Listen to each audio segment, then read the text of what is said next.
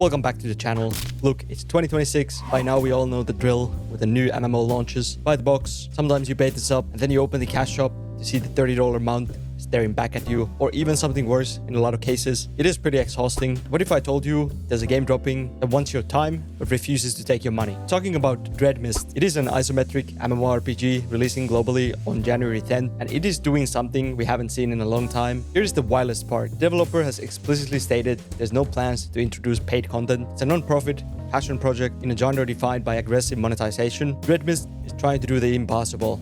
Just be a video game.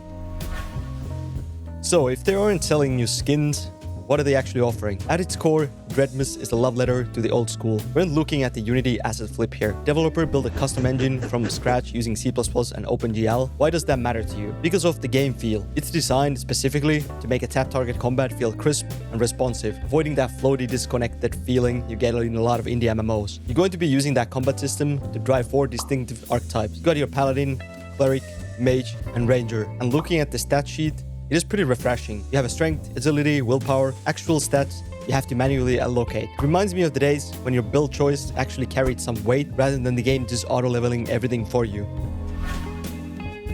Now let's talk about the gameplay loop, because this is where the game draws a line in the sand. Modern MMOs are terrified of forcing you to group up. Dreadmyst, not so much. Sure, there are a solo version of dungeons and you can grind out loot ARPG style by yourself, but the heart of this game is the 4-man dungeons. It's built strictly around the Holy Trinity. You need a tank to hold the threat, healer to keep the bars up, and 2 DPS to burn things down. Mechanics in these dungeons actually require coordination.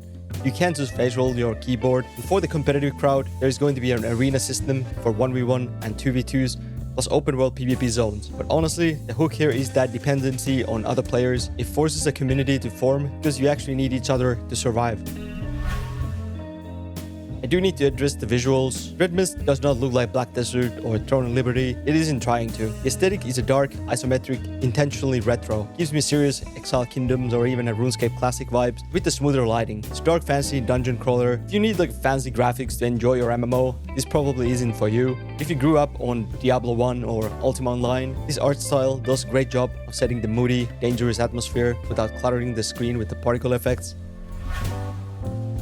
Alright, it is time to have a little bit of a reality check though. I am excited to try this out. We have to be realistic. This is a solo developer project. There's no massive QA team and there's no publisher funding the servers. When this game launches on January 10th, things might break. There will be bugs. The server capacity might choke. Too many of us try to log in at once. And unlike more established MMORPGs, we aren't going to get massive content patches every few months. You have to go into this understanding that it's a passion project. It's rough around the edges by design. If you go in expecting AAA polish, you're going to be disappointed. But if you go in looking for a community-driven experience built by a guy who just loves the genre, you'll be fine. So is Dreadmyst a WoW killer? No, it's not trying to be. It's going to be a nice little sanctuary for people who are tired of battle passes and pay-to-win mechanics. Here's my recommendation. It is free, it's a tiny download, there's literally zero risk involved. Grab it on Steam, on 10th, roll a character, and see if that old school spark is there. If it's not for you, just uninstall it. But if it is, well, we might see you in the dungeons. Now, I want to hear from you guys.